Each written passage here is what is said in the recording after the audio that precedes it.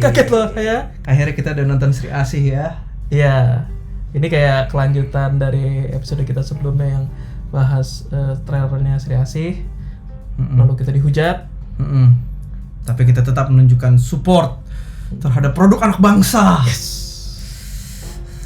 Dan sebenarnya untuk film ini gue tuh diundang gala premiernya sama orang Bumi Langit. Gue pribadi karena gue kan ya circle-nya anak-anak komik lah. Gue kan juga komikus. Tapi gue tolak Karena gue punya dua versi jawaban. yang pertama, Versi diplomatis. oh gimana tuh? Versi diplomatisnya gue Coba direka-reka kayak acara-acara brownies gitu. Kita reka ya. Lu mau nggak datang ke acara premier? Gitu. Jawaban diplomatis. Jawaban diplomatisnya, bro, gue tuh support karya lo banget. Jadi tuh gue pengen nonton ini dengan membayar. Gue pengen kerja keras lo tuh terbayarkan. Dalam bentuk tiket tergantung lu nonton 35.000. Karena gue nontonnya di bioskop murah. Udah gitu gue kemarin masih ada promo GoPay lagi, cashback 25.000. Jadi cuma bayar ceban. Iya. Tapi itu support. Salah Mau satu ada bentuk, cashback itu kan dipotongan di GoPay-nya. tetap bentuk support. Tetap bentuknya masuknya ke kantong si Bumi Langit itu sih dapat banyak. Iya. Oh ya, ini versi jawaban sejujurnya. Lu mau nggak nonton ini premier Sri Asih? Jawaban. Sepengalaman gua kalau nonton diundang itu dibayarin. Iya.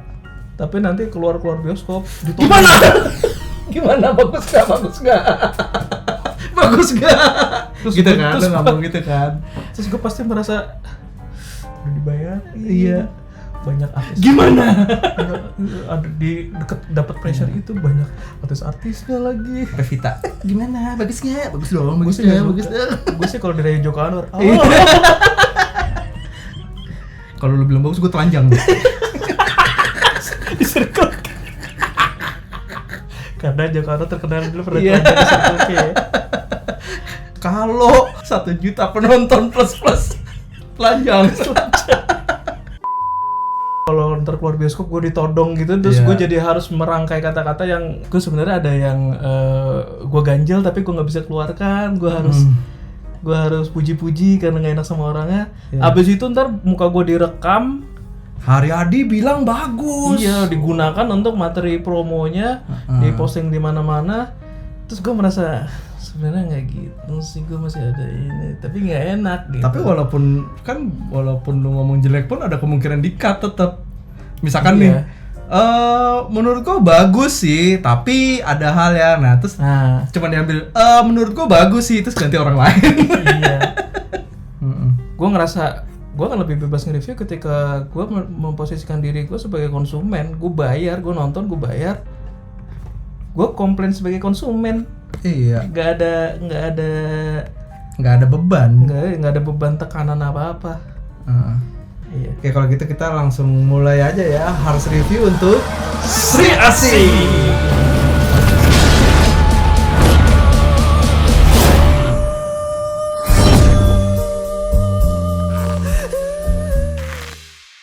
Seperti biasa kita bagi jadi 2 segmen ya. No spoiler dan spoiler ya. Langsung aja kita ke no spoiler. Untuk no spoiler ya gimana nih? Menurut lu setelah nonton Sri Asih gimana? Seperti film-film Indonesia yang kita review sebelumnya, selalu kita tuh ke-trigger nonton tuh gara-gara ngelihat review yang kayak memuji-muji banget. Reviewnya kayak wah ini banget lah, tinggi banget. Tapi begitu dicoba nonton terus kayak enggak gitu. Enggak juga, kita punya banyak problem gitu. Iya sama, gue juga bahkan sampai ada ngelihat salah satu reviewnya ada yang bilang Sri Asih menetapkan standar tinggi film superhero Indonesia.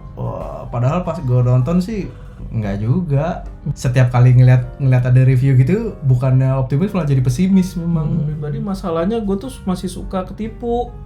Maksudnya masih suka I really want to like this gitu, nonton reviewnya tuh baca review kayak gitu tuh gue kayak oke, show me. Bisa jadi beneran. Bisa jadi bener nih. Itu berkali-kali tuh gue ngerasa gitu, bisa jadi bener nih. Terus jadi nggak kerasa aja begitu nonton gitu. Malah kondisinya gue juga habis kayak ngelarin kerjaan yang gue kayak rewardnya udah sejak kayak beberapa minggu tuh gue kayak udah kepikiran gue kerjaan ini dulu, rewardnya nonton Sekasih. Sip, begitu udah nonton rewardnya kagak reward. tapi bisa jadi untuk penggemar, maksudnya orang yang tahu latar belakang banget, yang geek banget, mungkin bisa jadi itu banyak apa ya, banyak Easter eggs, banyak momen-momen. Lo tau kan memenya Leonardo DiCaprio, gue tahu nih gitu. Ada banyak momen gitu mungkin, cuma karena gue nggak tahu latar belakang Sekasih gimana, gue nggak baca komiknya juga, gue bener-bener new, gue bener-bener nggak tahu lah. Waktu ngeliat trailernya Bumi Dewi Api, gue siapa gitu, gue nggak tahu. Nah ini nggak menimbulkan hype di diri gue aja sih habis nonton ini. Cuman ya bisa jadi itu menjawab fandomismenya anak-anak Bumi Langit mungkin. Tapi yang gue perlu bahas soal ini, film Marvel aja ya, yang jelek pun mah banyak Easter egg-nya. Si Hulk misalnya, gue gedek banget nonton itu, tapi tetap banyak Easter egg-nya kan. Tapi gue nggak peduli. Kalaupun gue misalnya si Hulk aja nih, gue suka nonton yang New Rockstar tuh. Yang suka bahas Easter egg di YouTube. Yang dia excited banget. Excited banget kalau bahas Easter egg. Gue nonton dia kalau emang abis gue nonton yang gue suka, misalnya Spider-Man No Way Home, gue tonton tuh. Ternyata ada banyak ini ya. Doctor Strange aja sebenarnya gue masih enjoy lah, walaupun agak ekspektasinya nggak kejawab, tapi gue masih nontonin. Easter egg-nya ada itu. She-Hulk aja tuh gue sampai males nontonin Easter egg-nya. Iya, maksudnya buat apa ya? It's two different thing untuk film yang bagus sama film yang banyak Easter egg-nya gitu. Jadi buat gue kalau lu modalnya cuman kayak wow ada itu, tapi secara kemasan ceritanya itu ada problem, gue sih nggak masuk ya, nggak buying it sih. Makanya gue bilang mungkin buat penggemar Bumi Langit mungkin itu wow gitu mungkin ya. Easily ini dong entertain berarti dia. Easily entertain. Gampang banget ya. Iya berarti standarnya rendah ya. Bisa dibilang standarnya rendah. Ya udah, gue nggak ada lagi sih mau diomongin. Kalau gitu kita langsung aja masuk ke spoiler. Ceritanya tuh scattered menurut gue, karena terlalu banyak plot yang nggak sinkron antara di depan sama di akhirnya. Contoh, pas dia nyeritain soal kebangkitan Dewi Api, terus kan ada itu tuh, ada dongeng-dongengnya tuh. Ada montage dongeng ya kan. Oh iya, diceritain sama si Ibu yang Mariani. Nah, itu yang Mariani itu. Dari proses penceritaan itu aja dikasih tahu bahwa kalau in order for Dewi Api bangkit itu dia harus membangkitkan 5 panglimanya. Iya kan? Ingat kan lu? Ada 5 panglima, ada disebutin satu-satu, siapa lah, gue nggak ingat namanya siapa gitu. Sampai terakhir roh setan namanya. Gitu. Salah satunya tuh Rosetan. Dan dijelaskan semuanya tuh udah dijelaskan ya. Ada ratu laut lah segala gitu ya. Dijelasin apa yang ada anak kecil segala lah tuh. Oh iya. Tapi terus begitu di akhir cerita jadi threat-nya bukannya masalah kelima panglima ini akan bangkit nih, enggak itu threat-nya. Threat-nya malah lebih ke si Rosetan lagi ngumpulin 1000 tumbal. Gue nggak tahu deh, mungkin kalau ada yang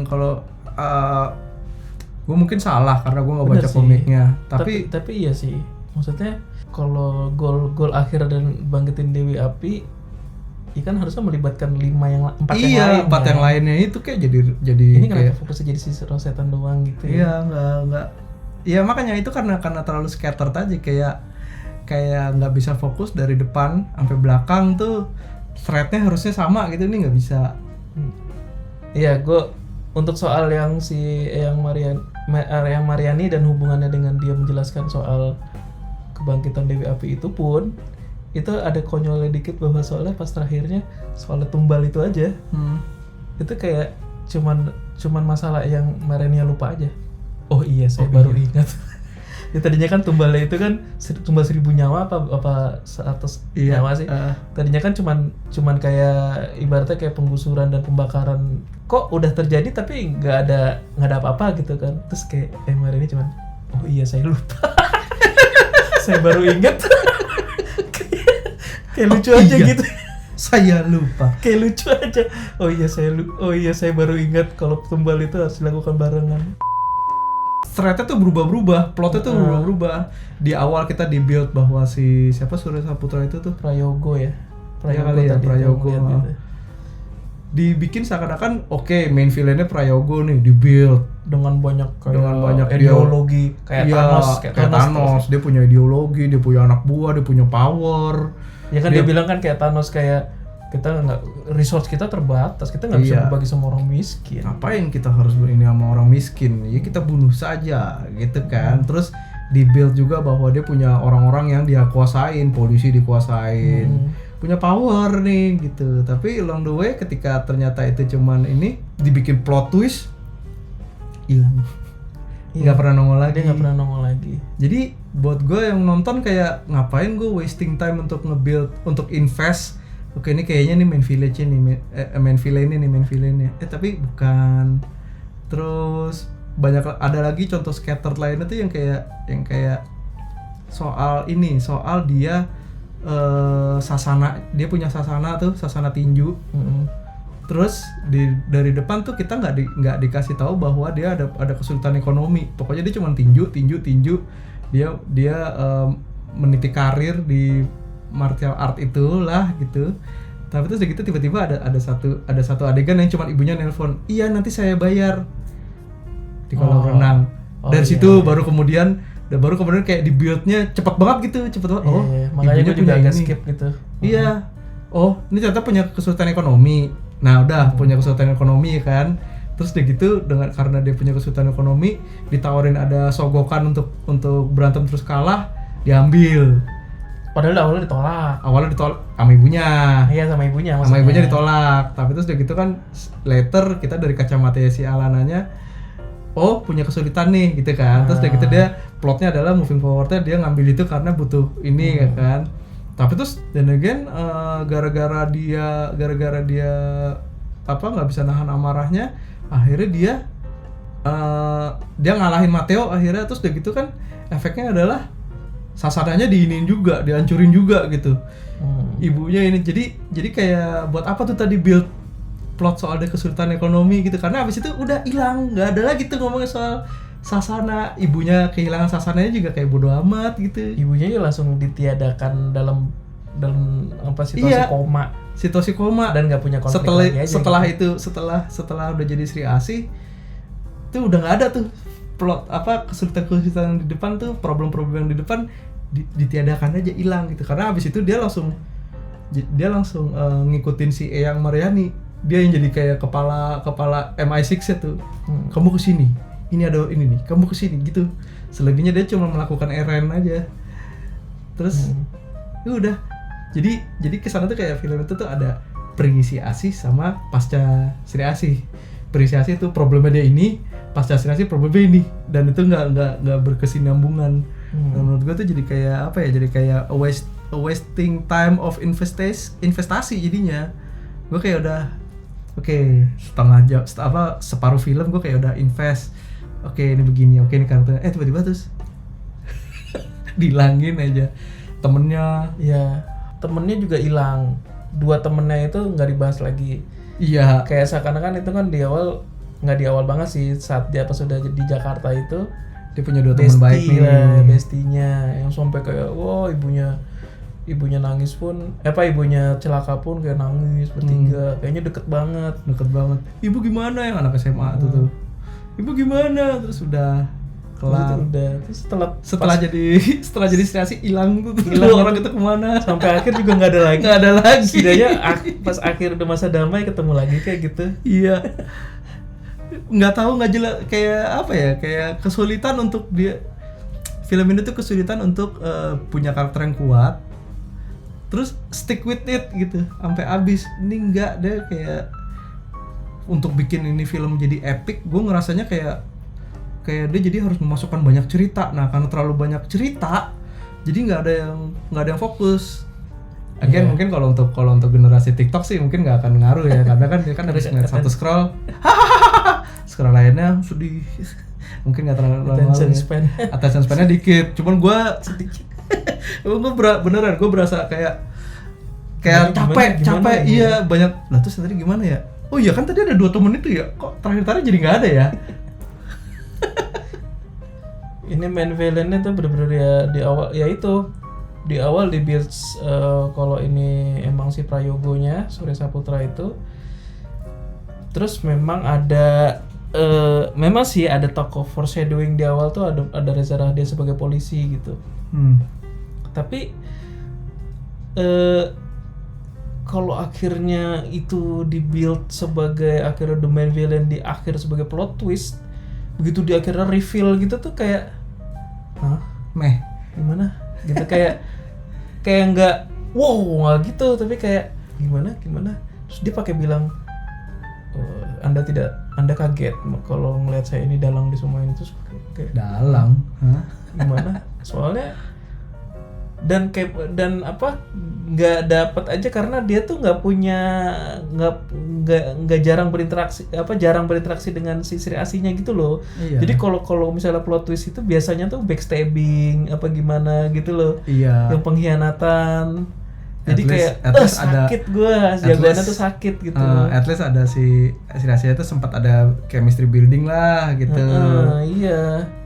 Kayak barat Scooby-Doo tuh kan pasti kalau siapa di balik ini, loh ternyata ini nih, pasti anggota itunya sama si orangnya ini udah ada sebelumnya tuh ada interaksi sok-sok baik nih orang gitu.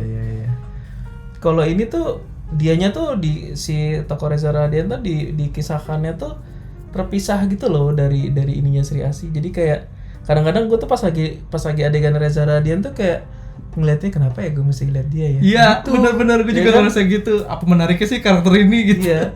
Oke, mungkin menarik tapi kayak terus kenapa? Makanya jadi kayak cuman dimasukin cuman karena untuk kepentingan nanti dia akan jadi the main villain gitu doang, tapi kurang bagus build-nya. Enggak jadi stepping stone untuk memperbesar konflik gitu-gitu loh. Kayak cuman dia ya udah keberadaan dia juga kayak cuman beresin kasus, beresin gitu-gitu doang. Kirain tuh beneran ya, gue pas nonton trailer tuh sebenarnya juga agak-agak mikir kalau bagus kali ya kalau si tokoh Reza Rahadian ini kayak Gordonnya. Iya, gue juga ngerasa gitu. Jadi dia tuh ngebantu, kalaupun dia akhirnya jadi villain itu lebih membantu, lebih membantu untuk itu jadi sebuah plot twist yang bagus. Orang adegan yang ngebantu cuma ngasih lihat undangan pesta topeng doang. Iya. Cuman itu doang kan? Iya nggak? Ada yang lain nggak? Gue agak lupa beneran. Lupa apa ketiduran? Ada yang ketiduran, ada yang lupa. Iya tapi beneran itu cuman yang dia ketemu di bar, dia ngasih undangan.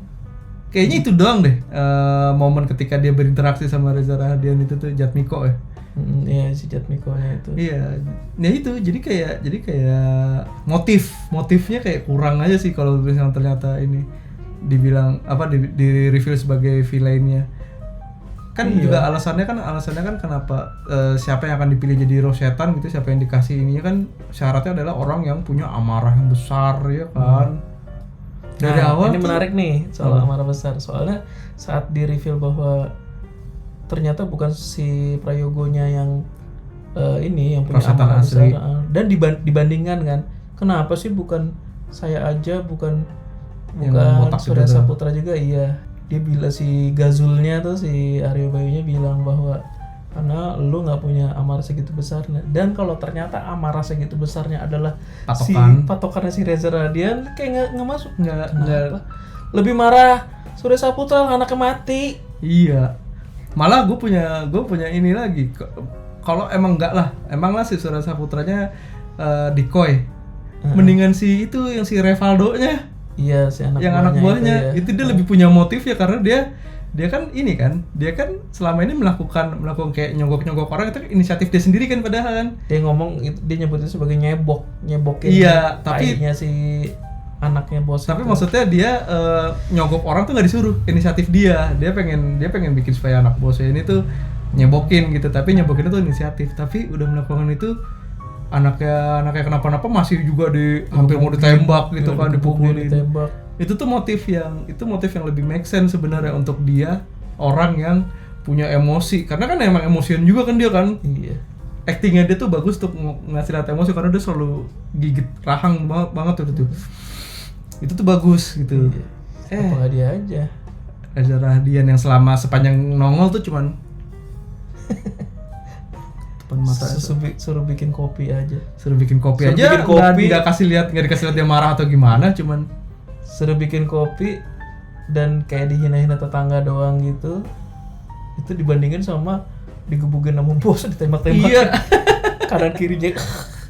Pribadi sama itu iyalah lebih cocok si Revaldo itu. Iya. Dan emang pas lagi adegan si Reza Rahadiannya itu di rumah susunnya, terus gitu ada anak kecil yang maksudnya kayak tetangganya bilang polisi busuk gitu. Iya. Terus abis itu dia tuh kayak ada adegan di kamarnya kayak stres. Stres gitu tuh gue nggak relate tuh. Nggak relate. Iya. Kayak, kenapa stres sih? Apa sih maksudnya dia lagi?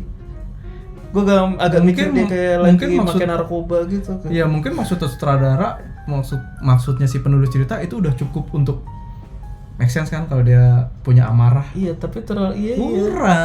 Motivasinya kurang. Beneran deh, lu mendingan si Revaldo-nya deh yang jadi si itunya.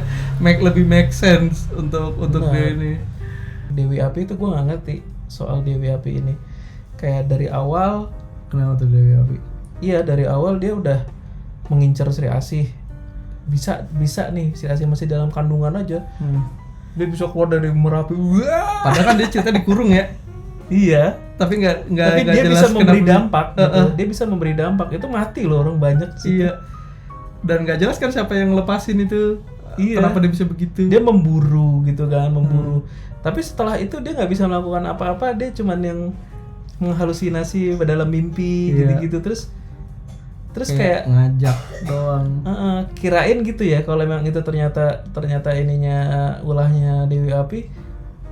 What's stopping her dari Sri Asihnya bayi itu sampai akhirnya ke anak-anak itu, what's stopping her untuk ngelakuin sesuatu lagi, apalagi kayak gitu. Iya. Malah sebenarnya kalau perlu dia kirim aja agen terus ngasih amuletnya itu tuh, nih jadi ini. Amarah lu besar soalnya. Ya nggak usah Dewi Apinya deh, tapi kan anak buah setan-setannya itu kan bisa si Gazulnya itu loh maksud gua, dia kan punya pengikut kan Dewi Apinya. Ya udah kasih aja itu ke si ininya, si Alananya. Iya, untuk kan ya tema besarnya ini tuh amarah kan. Kan malah dia yang dari awal nggak bisa ngontrol. Iya, kasih aja. Dia yang dari awal cewek lagi dapat mulu. Iya, lebih cocok lagi sama Alana dan soalnya Dewi Apinya udah menghipnotis mulu gitu loh, kayak udah merayu. Ayo amarah. Dibandingkan sama Dewi Asih, ya lawannya Dewi Asih kan. Dewi Api itu udah colong start dari dia bayi sebenarnya, dari dia kecil dia udah sering ngimpiin, sementara Dewi Asih nggak pernah ngapa-ngapain tuh sampai dia ketemu sama Eyang Mariani. Iya kan? Iya. Nggak pernah ada usaha apa tuh Dewi Asihnya tuh. Benar. Iya. Selama ini yang nahan cuma ibunya doang. Tahan amarahmu gitu doang. Tapi itu juga nggak ngerti. Gue juga nggak ngerti. Tadinya kesimpulannya kayaknya si ibunya itu tuh emang anggota si Jaga Bumi juga, kirain gitu, karena si Kala bilang bahwa saya kenal ibumu gitu kan. Tapi kenapa ibunya nggak ngasih tahu soal Sri Asih segala itu? Emang nggak ya, nggak dikasih tahu ya? Ya kan Sri Asih kan taunya dari bener-bener pure dari Eyang Mariani. Kenapa ibunya nggak nyeritain? Oh, tapi ibunya itu dia part of Jaga Bumi ya? Nah, kesimpulan gue gitu, karena soalnya si Kala itu katanya kenal ibunya. Terus pas terakhir pun ya, ini pas terakhir banget yang akhirnya nyambung ke adegan Gundala. Iya. Itu ibunya tuh pose di situ tuh kayak part of Jaga Bumi gitu loh. Tapi masih ada kostumnya Nani Wijaya gitu. Jadi kayak part of Jaga Bumi itu nggak jelas tuh. Iya. Tapi nggak jelas. Iya. Tapi nggak. Jadi tuh dia tuh part of Jaga Bumi apa bukan sih ibunya? Kalau emang part of Jaga Bumi, kok nggak dari awal dikenalkan soal legenda Dewi Asih dan Dewi Api ini? Gitu. Agak bingung tuh sebenarnya tuh kayak gitu loh. Soalnya tadinya gue kira enggak, tapi pas terakhirnya ibunya berpose gitu loh. Masih ada kostumnya Nani Wijaya. Power Ranger gitu ya. Untuk ibunya ngomong masih ada kostumnya Nani Wijaya. Berarti udah tahu. Iya. Gue gak ngerti makin skater tadi. Kayak aduh udah deh. Tapi gue bayang sih yang bikin ceritanya. Atau gini ya, tambahin, ditambahin sampai akhirnya nggak bisa bertanggung jawab sama tulisan awal yang dia bikin, nggak bisa connecting the dots gitu loh. Iya benar. Gue rasa ya gue kan juga penulis cerita komik. Gue rasa tuh Joko Anwar kayak nggak ada yang gangguin dia dalam penulisan sih. Maksudnya kayak bener-bener dia nulis abis itu percaya banget ya. Dia nulis terus nggak ada editor atau apa gitu ya gue rasa ya. Soalnya kayaknya kalau outputnya kayak gitu sih iya sih. Iya.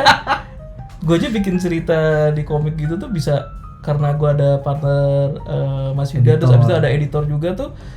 Ya gue harus terima yang tadinya gue kira bagus gitu, terus orang lain yang ngeliat tuh kayak kok gini sih, gini terus ya gue harus rela rewriting. Dan ternyata begitu ada gue melakukan effort rewriting, iya ya gue juga lebih senang yang ini gitu. Ini tuh kayak kerasa nggak ada yang ngawasin. Hideo Kojima tanpa Konami. Hideo Kojima bersama Konami bagus tuh bikin Metal Gear. Begitu nggak ada Konami bikin FedEx. Open World FedEx. Ngatur barang. Kencing aja ada ininya. Jadi jamur. Jadi jamur. Sama tuh. Walaupun sebenarnya kalau dalam Death Stranding itu ternyata terbukti jenius sih. Soalnya nggak lama setelah itu pandemi yang bener-bener kondisinya mirip itu. Jenius juga sih. Jenius sih, dia bisa ngebaca ini ya, baca masa depan ya. Kalau Joko Anwar teranjang nih. Baru mau diedit dikit, kayaknya ini kurang, gue teranjang nih. Oke, jangan bro. Nih draft dari gua. Jadi gua merasa ini tuh produsernya ya. Ini lagi ini ke produser ya. Ini kayaknya bagus nih karena jadi ternyata ibunya itu tuh part of Jaga Bumi. Tapi kayaknya kurang deh. Gua tuh ngerasa ada. Kenapa bro? Panjang nih.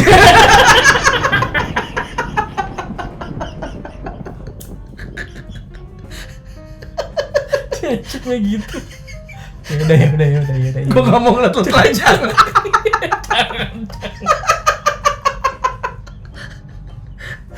Jangan. Oke, lanjut. Aduh. Langsung proses syuting. Oke, gue orang jenius. Aduh, dan ini udah dibantu loh, Joko Anwar dibantu sama UPI-nya sendiri nyulis. UPI-nya nulis juga ya? Iya, karena gue kebetulan merhatiin pas terakhirnya di kreditnya written by UPI sama Joko Anwar. Sama ini, dia tuh kayak apa ya, seneng banget dalam satu film tuh banyak karakter gitu. Banyak yang karakter. Ternyata nggak meaningful banget gitu. Nggak meaningful banget, bahkan disposable. kayak tadi gue kan sempat nyinggung ya, ini tuh kayak film pre Sri Asih sama pasca Sri Asih. Jadi setengah film pertama tuh dia sebelum jadi Sri Asih pemerannya siapa aja? Ada Sri Asih, ada temennya yang petinju itu, 2 orang tuh cowok, yang satu lagi yang masih SMA, sama sosok ibu yang dituakan, ya kan? Setelah jadi Sri Asih sebenarnya sama, cuman ganti orang. Iya, Sri Asih, ada si Kala, ada si comic reliefnya yang si Tangguh, sama yang Mariani. Terus orang yang dituakan 2 teman cowok. Orang yang dituakan 2 teman cowok, udah itu. Tapi secara fungsi sama, tapi karakternya beda gitu. Terus setelah masuk ke bagian yang kedua, yang tadi itu hilang nggak tahu sama kemana sekali. Iya. Si ibunya dikomain, yang dua nggak tahu kemana. Apa mati kali ya? Apa pas lagi di rumah sakit meledak? Ada nggak sih? Enggak ada kan? Cuma masuk di rumah sakit kan si Resinya doang sendiri kan? Iya. Dokter. Gitu. Tapi nggak ada kan temennya kan? Ada. Kayaknya semenjak ibunya koma, temennya gue nggak mau temenan sama si, kan sasarannya katanya dirusak kan? Iya kali ya mungkin gitu. Tapi ya nggak ada reason untuk gue berteman sama Sri Asih. Iya. Kalau dia tidak ada reason untuk muncul di sisa filmnya, berarti dia emang nggak kuat karakter dari awal. Nggak usah ada aja mendingan. Kalau perlu kita dikasih lihat si tangguhnya. Iya, dari awal. Ya makanya itu mungkin itu satu hal yang kayaknya kesimpulannya tuh beberapa karakter ada yang bisa di-merge jadi satu aja. Iya. Kayak temen dia awal itu dua temen cowok itu mendingan dua temen yang sama yang kayak yang kalah dan tangguh aja gitu. Ini tangguh aja nih sebenarnya ya kalau kalah masih ada hubungan jaga bumi bla bla bla lah. Tangguh ini sebenarnya nggak kuat-kuat amat juga gitu untuk masuk ke dalam cerita. Iya. Mendingan dari awal aja jadi teman dekatnya gitu, gantiin si itu. Ya atau bakalan ada romantik. Iya. Ininya kayak gitu. Malah ya udah kayak temennya satu aja, nggak usah dua. Si Tangguh aja dari kecil. Abis itu dia ketemu Kala terus kayak Kalanya dua-dua. Gue tuh agak nebak kalau sebenarnya sih Kala sama si Tangguh tuh agak saingan naksir si Sri Asih. Gue tuh ngeliatnya kayak gitu. Iya. Ya kalau gitu dari awal aja ada teman masa lalu, ada orang baru sekarang, yang lebih mengerti Sri Asih secara super powernya gitu. Ya udah dari awal aja dia punya temen Tangguh ngikut mulu gitu aja. Ya masalahnya Tangguh juga udah ada di awal di panti asuhan tapi nggak mining amat. Begitu ketemu juga nggak mining amat. Satu lagi kayak karakter yang bisa di-merge ya tadi itu lagi tuh. Kayaknya si karakter Reza Rahadian sama karakternya si Revaldo itu tuh kayaknya di-merge aja sebenarnya. Kayak di-merge udah nggak usah ada tuh Reza Rahadian tuh sama sekali nggak ada. Nggak usah ada, jadi yang ngarah itu tuh ya udah sih anak buahnya itu udah satu itu aja udah. Atau dibalik ya polisi tapi dengan karakteristik yang si anak buahnya itu yang emang polisi korup. Iya, terus polisi korup dan gitu. Iya, polisi korup udah jelas-jelas anak buahnya si Surya Saputranya itu terus gagal digebukin. Bisa kan? Karena kan itu juga udah dibayar kan. Nah, bahkan polisi korup itu kan juga bisa punya potensi untuk nyebokin anak bos. Iya. Makanya anak bos bikin ulah di mana yang nyebokin polisi bisa makanya bisa dibalik gitu. Nggak perlu ada dua karakter itu terus ya gitu, udah ada karakter kayak Revaldo aja gitu, udah ada terus hilang di tengah-tengah hilangnya juga nggak jelas lagi tuh masih apa ya maksudnya. Iya gue lupa sama sekali tapi hilang mana lagi tadi ya kayak udah kalahin aja sama Sri Asih terus sudah nggak ada pengaruh sama sekali gitu. Pas film kelar tuh gue tadi tuh itu kemana ya gitu loh, banyak banget mulai dari si dua temen yang di Sasana itu. Iya tuh tadi dua orang tuh kemana sih bangsat. Oh iya, terus yang si Surya Saputra kemana? Habis berantem terus udah hilang. Terus si Revaldo kemana tadi? Lah iya ya. Lah berarti kalaupun memang diceritakan tapi terus kita lupa berarti itu nggak impactful. Ya makanya karakter itu tidak kurang karakter buildingnya emang makanya gue bilang kayak seneng banget bikin banyak karakter cuman nggak impactful aja. Sampai terakhirnya lah terus Joko Anwar kemana gitu lanjang.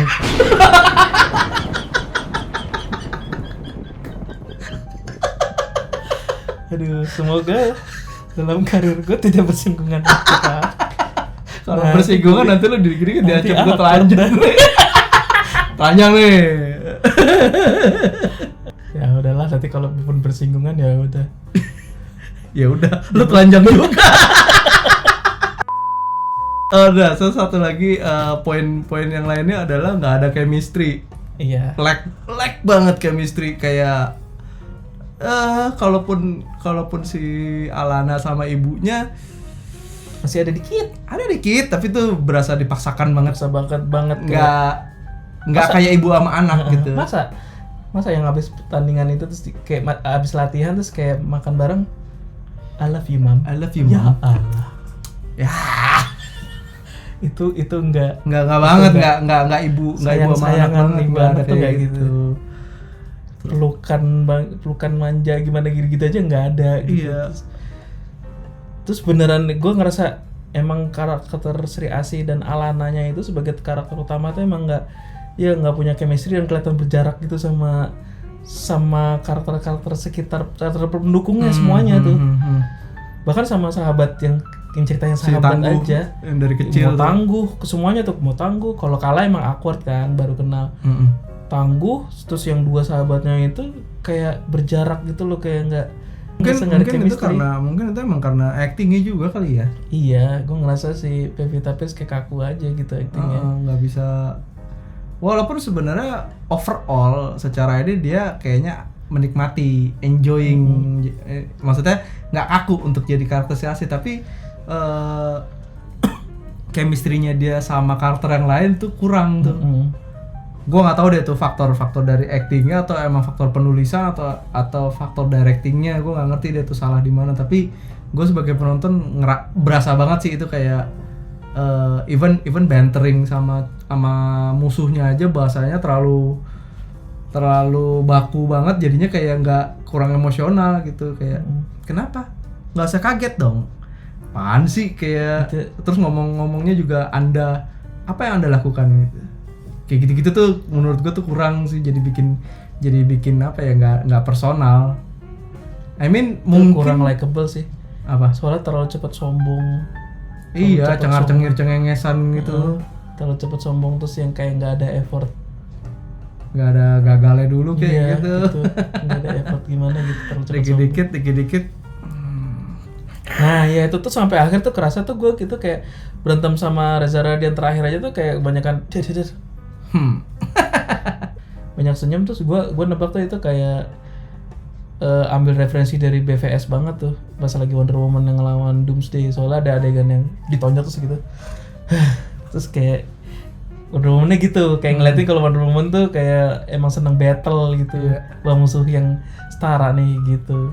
Tapi kayak ketebak banget kayak niru Wonder Woman banget nih kayaknya banget, gitu. iya. Tapi jadi nggak ini cuman untuk kayak niru Wonder Woman, tapi jadi kayak nggak, menurut gue kayak apa ya, terlalu cepat sombong nih dia. Iya. Maksudnya kalau mau di-compare sama Wonder Woman udah begitu, udah hidup ratusan tahun jadi Wonder Woman. Ini kan baru sebentar doang jadi Sri Asih. Sebentar doang.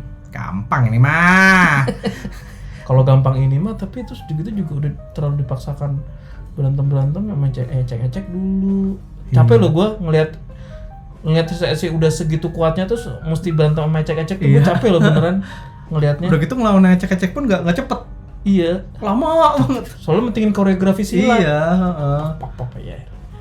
Again, kalau memang nih jangan salahin gue untuk compare ya, karena filmnya sendiri emang ngejiplak Wonder Woman banget. Lo yang komen-komen jangan di-compare lah, tai lah lo. Itu masalahnya banyak banget adegan yang gini-gini, swang itu kan. Iya. Ada ya. Agak lupa tuh. Iya, maksudnya ada yang pertama tuh adegannya tuh Wonder Woman banget yang dia ditembak terus gitu tuh kan ada tuh. Iya, ada ya. Yang waktu mau samperin Surya Saputra ya. Iya. Gue lupa sih urutannya karena menurut gue terlalu banyak mirip-mirip soalnya. Nah, tapi maksud gue lebih jadi kayak knock off version. Emang iya. Ya gue jujur aja ya. Ini the whole big picture aja, superhero Indonesia pun keseluruhan. Iya sih. Ya, itu bahkan kayak ada labah-labah merah. Emang ada ya? Ya ada, sangkatan-sangkatan ini Godam dan sebagainya itu kan juga dulu tuh kan tercipta karena masih lemahnya copyright. Godam itu kan kayak Thor, tapi masih ada distinktifnya lah. Ya Gundala aja sebenarnya apa sih tuh? Kayak apa sih? Flash. Kayak Flash sama kayak Thor juga kan ada giniannya. Gitu loh. Iya. Jadi ya udah, lo nggak usah sembunyiin bahwa sebenarnya superhero Indonesia itu juga knock off. Bootleg juga. Bootleg Marvel sama DC. Iya.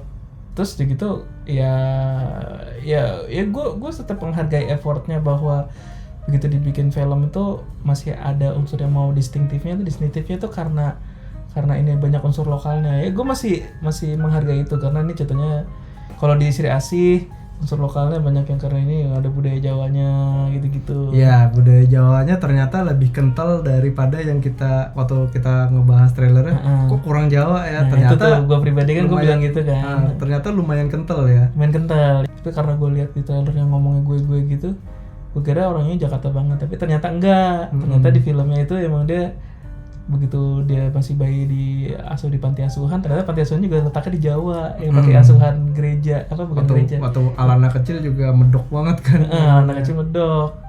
Jadi menurut gue, wah ternyata yang gue pengen cukup terbayar walaupun Alana memang di remajanya jadi Jakarta banget karena mungkin ya, namanya juga remaja di Jakarta kan terpengaruh ya sama lingkungan sekitarnya.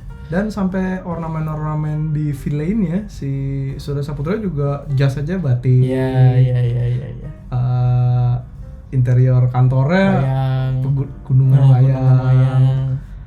Gitu, lumayan oke sih untuk kental. Mungkin itu gara-gara ngeliat review kita kayaknya ya. Iya.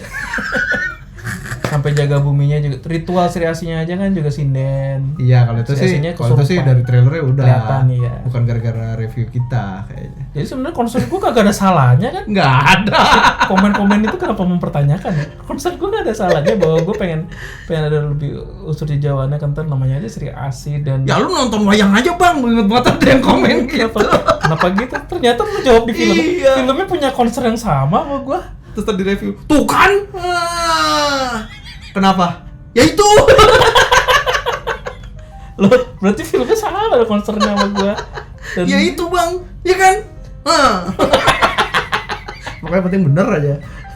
Udah gitu, the fact bahwa dia kan ceritanya punya temen ini ya, punya teman si Tangguh.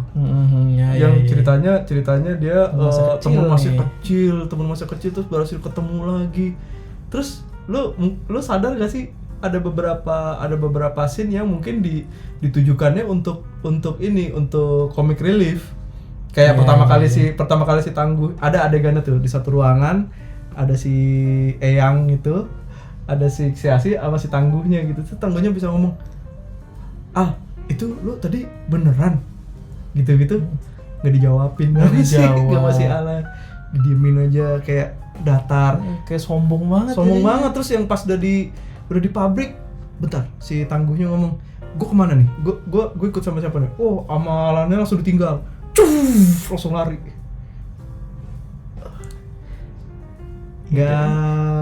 Nggak into karakter banget. Nggak into karakter untuk bilang bahwa ini tuh teman kecil.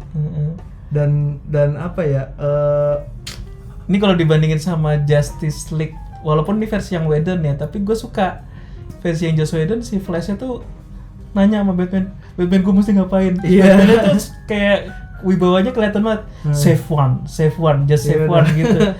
Terus Flash-nya bener ngelakuin itu, dan itu gue suka tuh kayak ada sisi heroismnya untuk. Itu kan karakteristik mentoring. Dibangun. Kan ini kan dia orang lemah ya. Lu ditinggal gitu aja, banyak penjahat.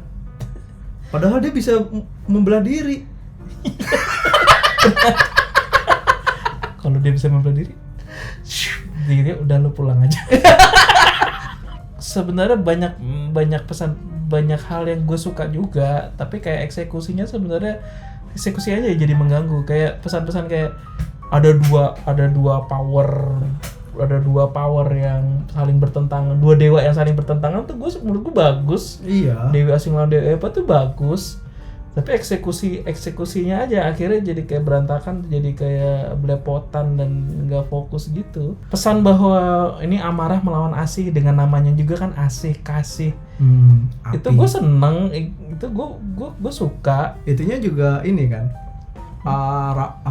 mantranya kan sebenarnya sama. Iya, mantranya sama. Iniku adalah api. Samudraku adalah samudra api.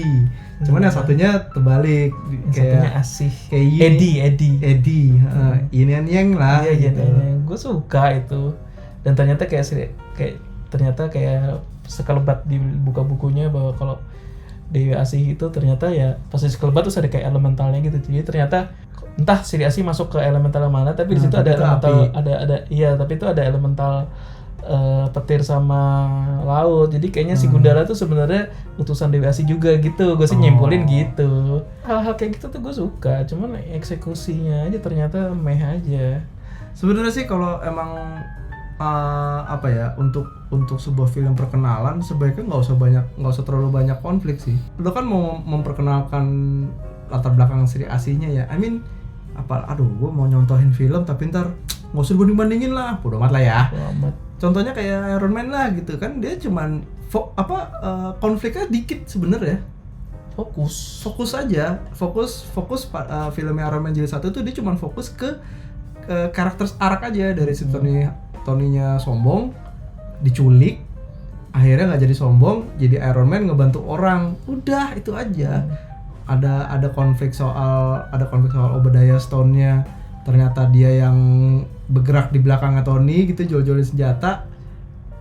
Ya udah itu part of arc-nya bahwa anjing ternyata gini ya, ini gue nah, balik lagi works kan karena Obadiah-nya kelihatannya bersahabat dekat dengan Tony Stark. Iya. Begitu akhirnya reveal-nya ternyata dia yang jahat tuh kena banget ya, anjing. Gitu. Nah, ini kayak terlalu convoluted aja. Dia ada mau masukin masalah ibunya punya sasana terus terlibat utang. Oke. 2 ada si mafia ini Matteo yang gebukin cewek. Terus dia jadi kayak seakan-akan dibikin kayak keluarga cendana gitu deh yang mafia kuat. Terus ditambah lagi si keluarga ini ternyata anak buahnya Dewi Api. Iya. Terus udah gitu ditambah lagi ternyata si Surya Saputra bukan tertingginya, si Aryo Bayunya yang tertingginya. Nah, wow. Terus ditambah lagi ada unsur Dewi Api mau bangkit. Wow. Bangkitnya pakai 5 panglima. Wow. Maksudnya yang mana nih? Terus udah gitu ternyata fokusnya ke 1 panglima, tengah-tengah lagi ada soal tumbal 1000 nyawa. Wow. Oh iya saja lupa. Gitu loh, terlalu kayak ditumpuk gitu loh. Jadi kayak benar. Harusnya tuh enggak usah kerasa gini-gini nih. Ini kita tuh enggak gitu. Iya. Baru lagi konflik baru. Harusnya kalau kayak gitu tuh, ini kan lu tuh lagi bikin film untuk mengenalkan sebuah franchise nih, memulai sebuah franchise lah kasarnya. Gue yakin nanti tujuan akhirnya adalah bikin semacam Avengers lah, ada 1 film gitu. Ini kan namanya. Ya, ini kan film untuk mengenakan Sri Asihnya. Ya udah fokus aja dulu. Fokus aja ke soal dia, soal si jaga bumi. Fokus ke soal Dewi Api tuh pasukannya ada berapa banyak sih? Coba kalau dibikin kayak gini nih. Coba dibikin plotnya sesimpel ini. Dewi Api mau bebas, dia ngebangkitin 5 panglima. Terus udah gitu nanti fokus utamanya adalah si Eyang Mariani, dia berburu Sri Asihnya gitu, nyari si Alananya untuk dijadiin Sri Asih. Terus Sri Asihnya harus ngelewatin montage untuk dia belajar jadi Sri Asih gitu misalnya. Terus fokusnya adalah ini dia ngelawan 5 kayak Kill Bill, ngelawan 5 panglimanya nih gitu. Coba fokus ke situ aja, pasti bakal lebih menarik. Nggak usah terlalu mikirin ceritanya nanti ternyata ini tuh gini, ternyata ini gini, something bigger. Wow. Atau sebaliknya buat gue. Iya. Ya atau sebaliknya mungkin fokusnya ke Surya Saputra aja karena ini dia bagus, motif dia bagus. Iya, setuju. Iya, dia suka bakar-bakarin Moyo, bakar-bakarin rusuh, dia suka mengentaskan kemiskinan dengan caranya sendiri. Itu bagus. Terus abis itu nanti kalau misalnya mau ngomongin bigger agenda lagi, mungkin nanti di terakhir jadi kayak cliffhanger buat seri berikutnya, jadi kayak tahu nggak ternyata ada 5 panglima gitu kayak gitu. Iya, ini tuh villainnya terlalu banyak dan tinggi-tinggian, bersaing tinggi-tinggian gitu. Gue tahu yang lebih penting, enggak, gue tahu lebih penting gitu. Gue jadi ngerasanya kayak salah kaprah soal plot twist. Kayak seakan-akan kalau film plot twistnya banyak tuh sama dengan bagus, padahal Iya. Itu problemnya Joko Anwar sih gua rasa. Iya. Sama kayak Gundala. Iya, dia tuh kayak mau jadi M. Night Shyamalan, tapi gua rasa M. Night Shyamalan masih lebih solid. Kalau dia tuh kayak pengen bikin yang bagus tuh ada plot twist-nya.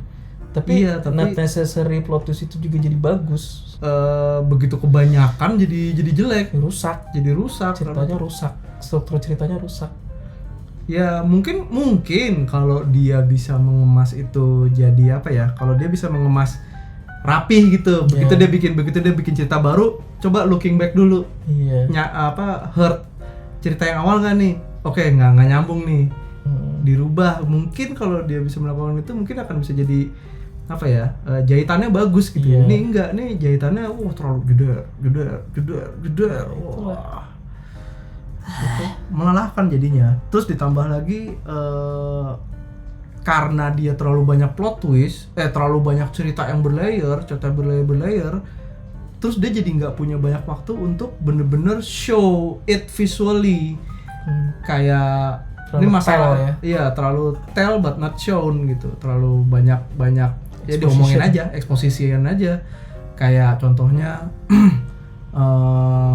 dia mau ngasih lihat ibunya terlibat hutang, cuman satu adegan dan nelpon doang. Iya, nanti saya ini bikin kayak beneran ada yang beneran dari awal gitu ya. Beneran dari awal atau beneran ada orang yang datang nagih kayak debt collector yang kita secara visual tuh ngelihat, oh iya ya, inget gitu. Terus udah gitu pas adegan ibunya katanya sasarannya dirusak, cuman Alana, ibu.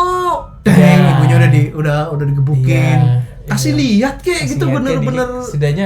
Setidaknya ada yang gini kayak datang gitu apa. Iya. Ibunya kayak beneran gitu, kayak apa nggak kasih lihat beneran gebukin ibunya gitu. Itu kan bikin kita jadi relate, kasihan sama si Alananya, kasihan sama ibunya. Kalau cuma ngeliat udah banyak apa di make upin, nggak beneran digebukin gitu loh. Terus udah gitu, ini gue nggak tahu sebelum atau sesudahnya, kayaknya sebelum deh. Ada satu lagi, apa?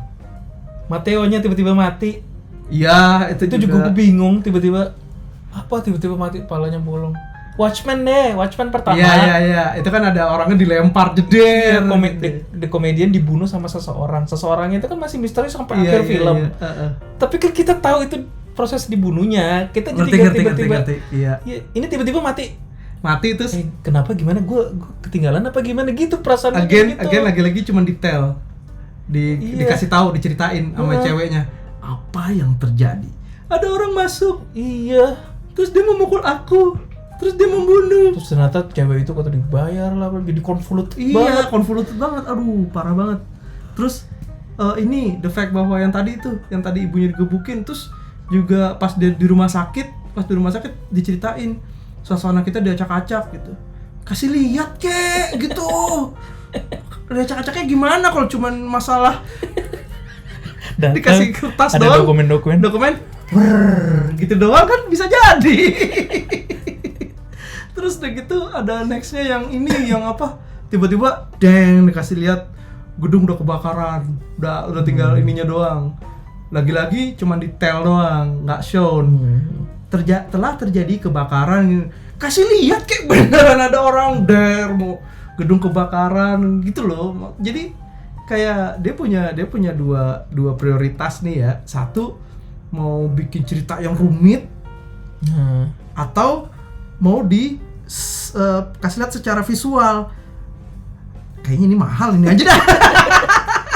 Kalau ini mahal bisa memfokuskan cerita. Ya udah nggak usah mikirin ini. Kayaknya emang salah kaprah itu tadi.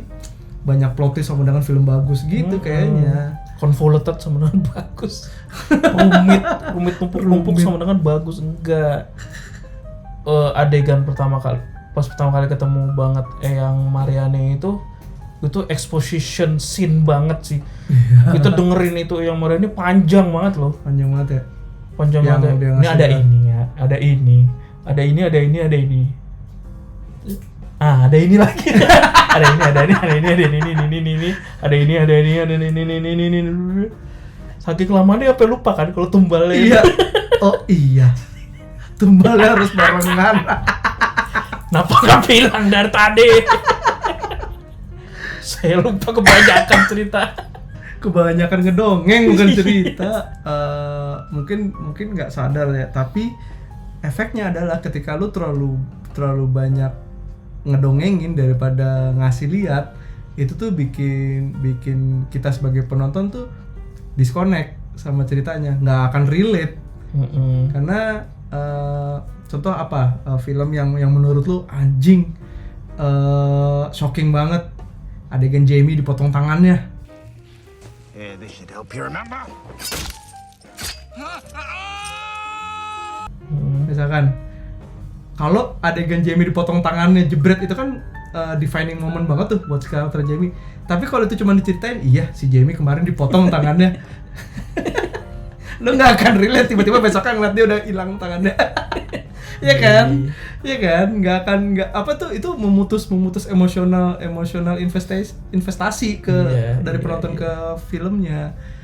Gitu. Jadinya ya udah, mau ngeliat ibunya bonyok-bonyok gua ngeliat apa ada ceritain soal rusun kebakaran, gua nggak lihat. Ada si Matteo mati tadi, gua nggak lihat. Terus yang temennya yang ceritain bahwa si Matteo dibunuhnya gimana, cuman ketemu di pinggir jalan. Lu ngapain sih? Der udah nggak tahu, abis itu tiba-tiba ditemuin mati.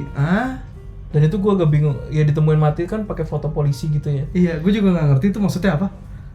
Ya itu teman-temannya itu dibunuh gitu. Gue juga terus iya, maksudnya motifnya apa gitu. Terus menyumbang ke ceritanya tuh apa gitu. Ya itu kali si Reza Radiannya gitulah pokoknya gitu. Iya kan, nggak invest terlalu banyak begitunya. Begitu itu gue ingat di situ gue agak awkward karena sebelum itu ada Pevita Pierce ngomong, mukanya Pevita Pierce ngomong, habis itu nextnya adegan foto cewek mati. Terus foto cewek mati juga nggak jelas kan angle-nya dari mana, itu kayak mirip Pevita Pierce loh. Gue pas lagi gitu, kenapa dia mati? Itu bukan Alana mati. Bener, gue sampai kayak gitu soalnya mirip-mirip. Iya. Nggak dibedain banget gitu secara visual. Nah itu tuh continuity, kemiripan tuh penting loh dalam film tuh kayak gitu. Identifikasi itu penting. Makanya lu tanpa lu sadarin ya, kayak film-film Cina, gue belakangan nonton film-film Stephen Chow. Kayaknya dia tuh mengerti bahwa di kalangan internasional muka orang Cina tuh sama-sama aja. Kayaknya nih. Iya. Gue ngerasa gitu. That's why di film-filmnya dia cewek-ceweknya gitu pasti kostumnya beda-beda. Iyalah, visual. Secara visual jadi ini yang ini tadi, ini yang ini gitu loh. Kayaknya sih gue nangkepnya gitu ya. Makanya itu penting sebenarnya untuk bener bikin. lah. Ya lu harus punya sensitifan itu untuk menonton tuh susah merecognize dan menyambungkan. Apalagi tuh karakternya cuma keluar sesekali doang, bukan karakter penting, bukan. Angle-nya dari atas, mayatnya dari atas begini angle-nya gitu, terus mirip-mirip panjang juga rambutnya, putih juga kulitnya, jadi kayak kenapa tuh bahkan alananya? yang adegan yang dia di pinggir jalan itu gue sempet nggak ngeh kalau itu tuh cewek yang sama yang ditanya nama Surya Saputranya loh. Iya. Gue sempet nggak ngeh, gue pikir ini siapa nih, ini cewek yang mana lagi nih gitu. Iya. Agak lama untuk gue memproses, ini tuh yang ini. Iya. Ternyata dia disuruh ngebohong. Gak distinktif. Iya, dia tuh kurang distinktif. Apa kek? Terus dari segi CGI-nya juga menurut gue agak ini sih, agak mix sih. Karena di beberapa scene ada yang bagus. Iya. Di beberapa scene kok ada yang ini kok jelek banget gitu. Karena kayak scene terakhir dia berantem sama si Rosetan, gue ngeliat bagus nih karena scene-nya tuh kayak ini banget tuh, kayak seamless banget. Iya, kayak Harry Potter yang ini berubah jadi asapnya tuh bagus tuh. Kayaknya beda tim yang bikin adegan freelance lava yang di depan awal tuh gitu jelek banget, asapnya asli dah. Iya ya. Iya kan? Iya ya. Maksudnya yang satu scene yang utama tuh bagus banget tuh, asapnya tuh bagus gitu, kayak nyatu. Tapi scene-nya maksudnya asapnya si penjahat. Iya. Sama asapnya yang Merapi itu beda. Merapi yang di awal tuh kayak yang di Merapi tuh kayak kelihatan banget. Iya, ditumpuk kayak kelihatan banget ditumpuk, kayaknya beda tim tuh yang bikin tuh. Yang satu begadang gitu, yang satu pulang cepet, quiet quitting. antara timnya beda atau memang asap hitam lebih gampang karena begitu nggak main lighting ya. Iya, karena itu pas begitu yang di Merapi itu lu setting siang-siang tuh asap tuh harus kena cahaya matahari. Iya. Terus Dan secara itu skalanya kan gede. Skala gede tuh nggak believable untuk sifat asap dalam gumpalan besar sama sifat asap dalam gumpalan kecil tuh beda loh. Kayak air aja beda kan. Tetesan air sama hujan air terjun turun tuh beda kan volumenya gitu. Iya. Dia kayaknya pas lagi Merapi tuh dia nganggep kayak partikel-partikel asap kecil. Iya, cuma digedein. Iya, jadi aneh. Mana terus gitu kelihatan mukanya lebih aneh lagi tuh. Kayak ketahuan. Masih bagusan efeknya The Mummy Yang dulu ya. yang zaman dulu, yang dari pasir. Yang dulu banget yang di pasir jadi gitu tuh outdated sih. Iya, tapi maksud gua Tapi itu zaman dulu. Tapi itu zaman dulu. Iya, ini kok udah teknologi semakin bagus kok begitu doang mungkinnya. Kayak ya harusnya kalau emang ini dibilang ini the next standard harusnya lebih bagus dari itu sih. Iya. Ya nggak tahu ya gimana ya. Gue itu balik lagi jadi kayak gue mempertanyakan visinya si pembuat ini tuh kayak grand banget. Maksudnya mereka pede banget untuk bikin film, untuk bikin film universe superhero, tapi terus sumpah gue tuh di awal-awal sebenarnya pas lagi ada gembar-gembor soal mereka mau bikin jagat sinema bumi langit superhero universe itu, gue sebenarnya mempertanyakan emang Indonesia udah segitu kerennya ya. Iya. Oke, coba kasih lihat. Terus Gundala pas gue lihat gitu masih wajar karena Gundala skalanya kecil.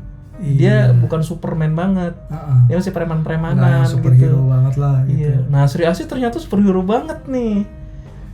Dengan adegan di awalnya udah kayak efek gear gitu, tapi ternyata kok si Jaya ternyata masih belum nyampe ya. Tapi gue akuin sinematografinya lumayan oke. Sinematografi itu kayak apa? Misalkan adegan lo kan bilang ke gue adegan awal tuh kayaknya mau dibikin kayaknya horor kesannya. Kelihatannya horor jadinya. Iya, tapi sinematografi kayak mobilnya bagus. Angle kameranya itu tuh bagus. Bagus, itu bagus. Lightingnya bagus. Tapi gitu. gue rasa ada yang bagus, ada yang enggak. Jadi belepotan juga sinematografinya karena iya sih. Karena pas di awal-awal kayak di adegan yang pertarungan gitu-gitu tuh kerasa FTV banget. Ya gitulah, gue ngeliat CGI-nya masih banyak aneh dan awkwardnya ya. Sri Asihnya juga yang kalau habis nendang gitu kayak gitu, gue masih kelihatan gitu kayak aduh gue nggak enak, gue kasihan. Kasihan. Iya, gue lebih kayak ngerasa kasihan gitu. Aduh, kayak nonton ini ibaratnya kalau gue nonton film India terus gitu kayak film India aja sekarang masih udah lebih bagus loh, kata yang RRR itu walaupun gue belum nonton ya. Ini gara-gara Indonesia aja terus kayak ada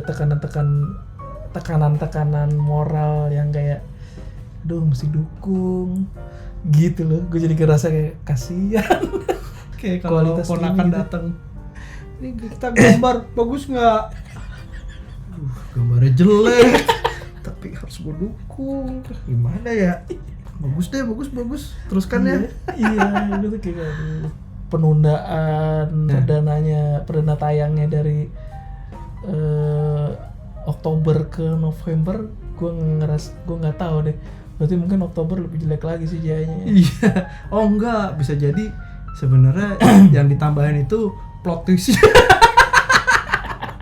Sama satu lagi CGI soal adegan yang kayaknya seharusnya epic ini loh, penampakan Dewi Asihnya. Tapi itu gue kayak nonton Jin dan Jun.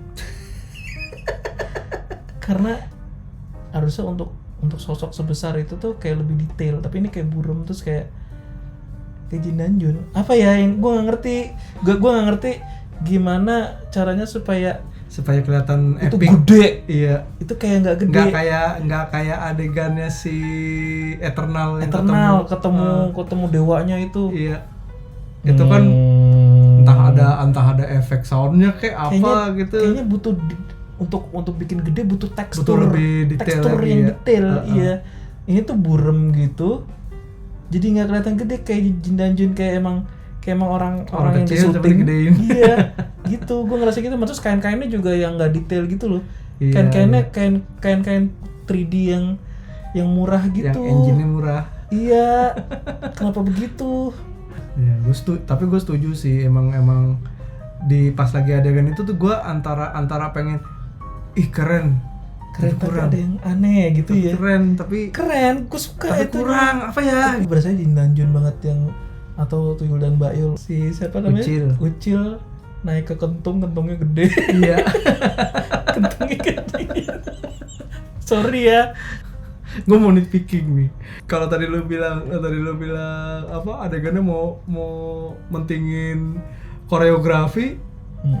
Koreografi ada beberapa hal yang bikin gue ketawa karena gue ingat banget ada adegannya musuh bawa senapan tapi ngedeketin. Jadi pukul. Itu gue ketawa sumpah iya. Kayak what the fuck. Abis itu walaupun di belakangnya ada sih akhirnya yang pakai pistol, tapi udah deket juga der. Itu sama di Gatot Kaca juga sama penyakitnya. Ya dipukul lah dari jauh, sniper kalau perlu. Pakai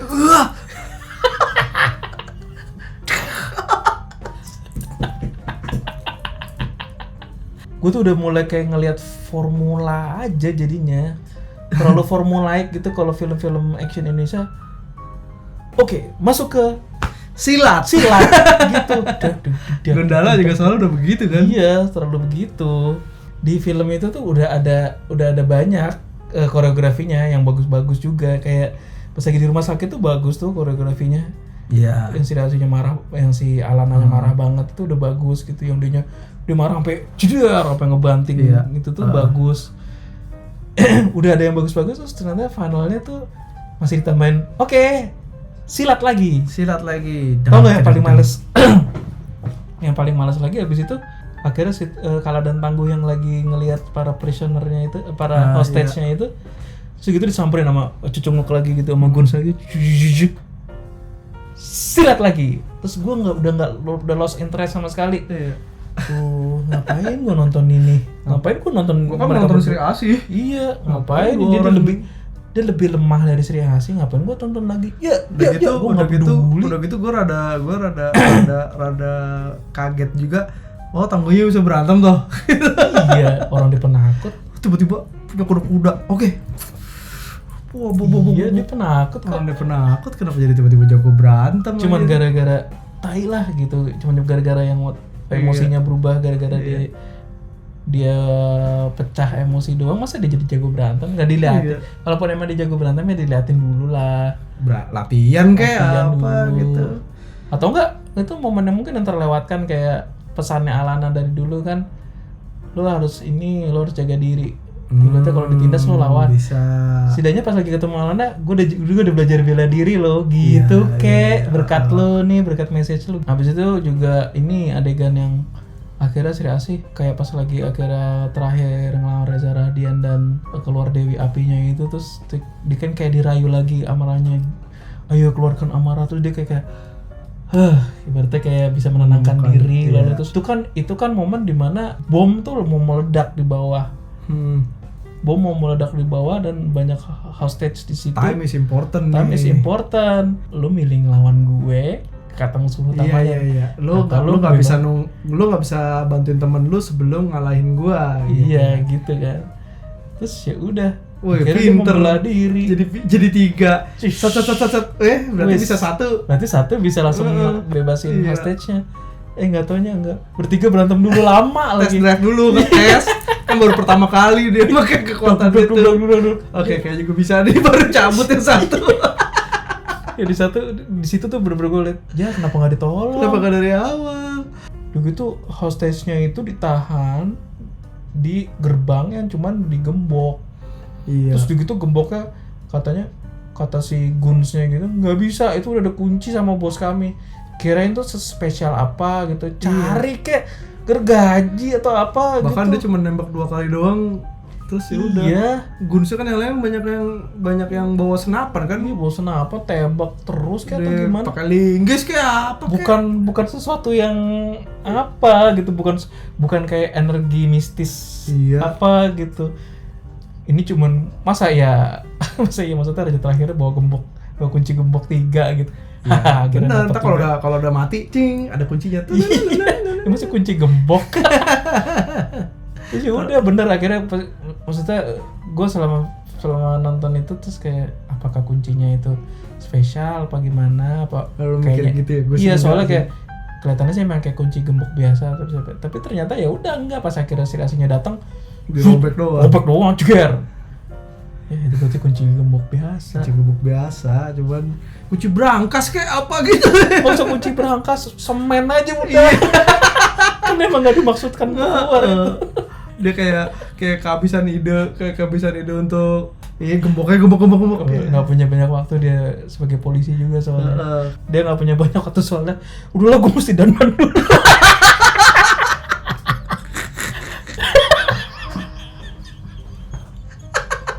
Kan dia dandanin mata. Bos. Kita kan tutupnya pakai apa bos? Kan habis masukin nih orang-orangan nih. Oke bos, kita tutup pakai apa nih? Gue nggak punya banyak waktu. Gak punya banyak waktu. Gembok aja. Tapi bos, kalau gembok kan bisa gampang. Udah lo pikirin lah. Ngaca.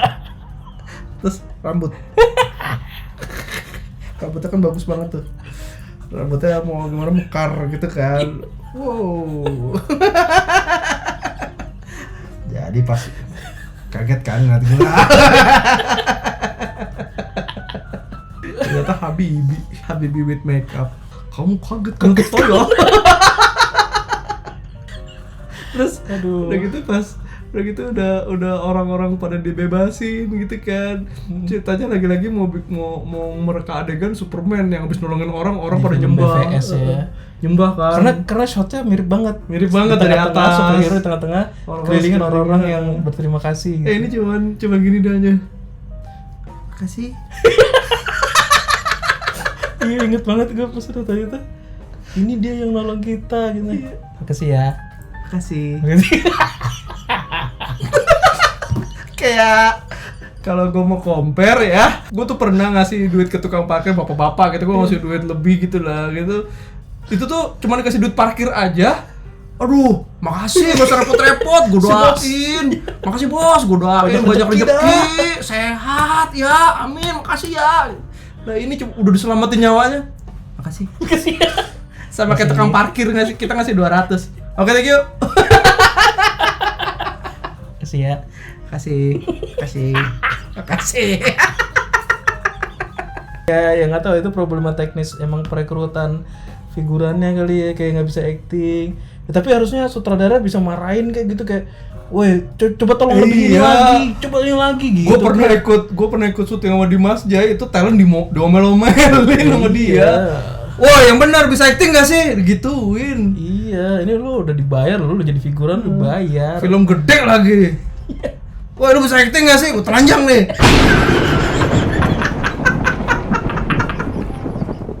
Bukan. Jangan. Saudaranya kan Upi. Iya. Yang ngomong di belakang. Produsernya juga. Jadi bukan saudaranya ya. Iya. Terus saudaranya telanjang. Jadi nanti kamu actingnya apa ketawa pasti. Oke, jadi semua nanti actingnya pada bilang terima kasih ya. Oh, bilang terima kasih. Makasih. Aduh. Kayak apa kayak gue ngebayangin kayak kan di situ ada ibu-ibu peluk kayak gitu. Iya, aduh makasih. Semoga panjang umur, banyak rezeki gitu. Yang maunya lokal kan. Iya benar. Banyak rezeki. Terus jaga jarak lagi kan? Iya jaga jarak. Ada kayak beberapa jarak ya si Rasi tengah-tengah terus kayak ada Iya. wall barrier gitu. Iya, emang jaga jarak mungkin banget. Bukan muhrim kan. Oh iya kalau Superman kan sampai dipegang Iya, gitu dipegang, kan. murim Kayak kan. orang tuh pengen nyembah dewa Dewa, gitu kan. Ini kamu makasih ya Mbak. Mohon maaf. Astagfirullah.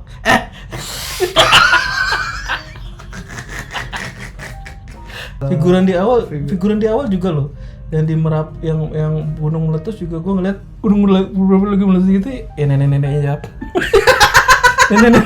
Nenek lari gitu. Gue masih inget soalnya masih kemarin banget. Ya udah kayak nggak believable tuh. Gitu iya. Larinya. Sebenarnya nggak mati tahu dia kena asap. Soalnya kayak kakek nenek yang kayak gitu tuh nggak diomelin ke saudaranya gitu. Mukanya gitu kayak gitu. Muka lu kurang jelek.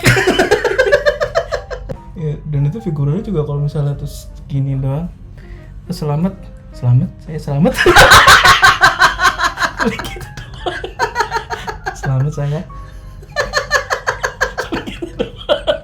Asap doang. Asap rokok.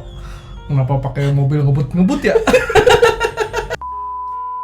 Oh iya, gue juga lupa ngomongin soal audionya juga kayak terlalu apa ya, kayak amatiran banget. Kayak pas masuk satu adegan jajang pas lagi berantem gitu. Berantem di ring gitu. Kayak nutupin, tapi terus udah gitu sampai nutupin suara orang ngomong. FTV itu gue ngerasa kayak FTV banget. FTV tuh kayak gitu tuh. Yang tiba-tiba masuk lagu di in your face gitu. Terus nanti akan ada pesta topeng ya. Langsung terlalu biasa. Iya, terlalu biasa. Maksudnya udah ketebak kalau di pesta-pesta lagunya lagu klasik, tapi kan sebenarnya bisa diganti lagu apa kayak gitu. Ya, masih kurang lah. Untuk audio itu gue bener-bener ngerasa kayak nonton FTV bener, sumpah. Iya, masih kurang lah.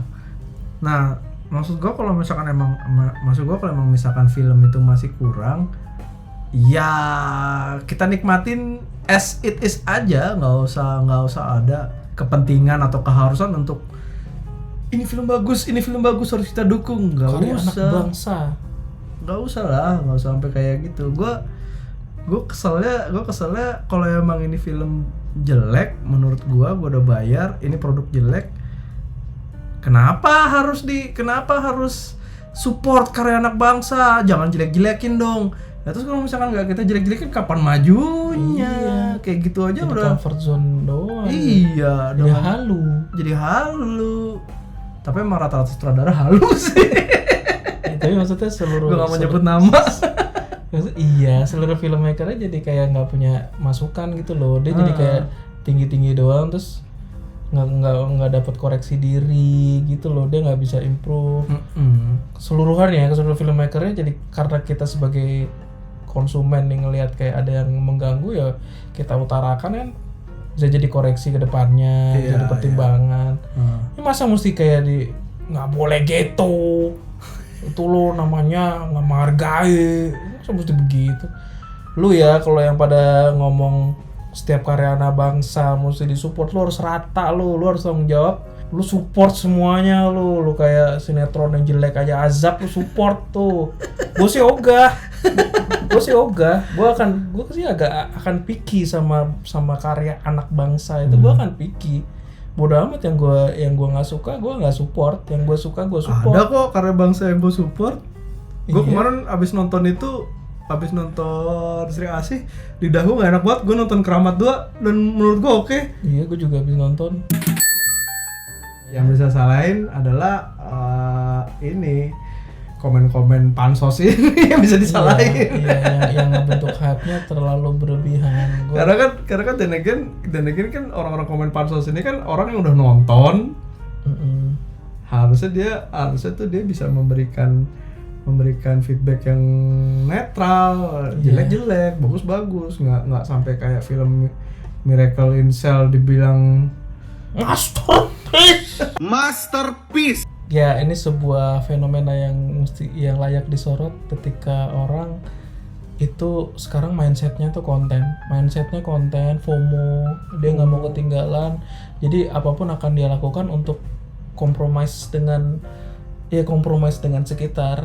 Dia akan mengkompromikan, aduh gue sebenarnya nggak terlalu ngerti ini, gue nggak terlalu suka, tapi gue ntar gue FOMO dong, ketinggalan. Gue harus conform. Jadi kesimpulannya kalau misalkan ternyata menurut lu pada filmnya bagus kok gitu, ya tulis di kolom komen. Di kolom komen.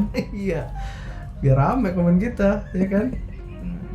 Tulis nggak? Kalian- Kalau nggak gue telanjang nih. Telanjang.